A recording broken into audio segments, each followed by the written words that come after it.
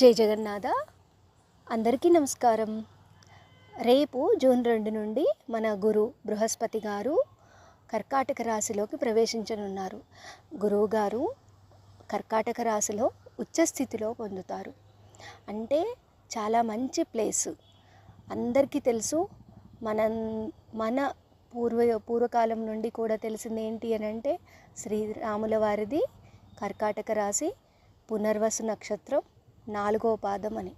గురువుగారు ఉచ్చస్థితిలో ఉన్నప్పుడు ఆయన జన్మించారు అని అంటే గురుబలం చాలా ఉంటుంది.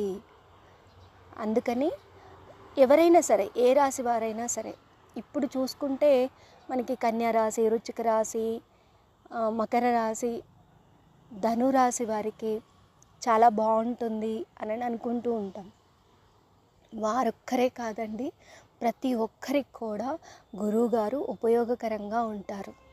సో తమ పర్సనల్ చార్ట్స్ ప్రకారంగా చూసుకుంటే ఉచ్చస్థితి, నీచస్థితి అలాంటివన్నీ ఉంటాయి.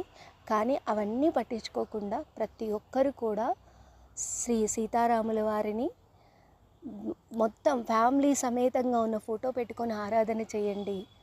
గురు బృహస్పతి యొక్క ఆశీర్వాదాలు తప్పక అందుతాయి. ఖచ్చితంగా ప్రతి ఒక్కరూ కూడా గురువార నియమాలను పాటించండి.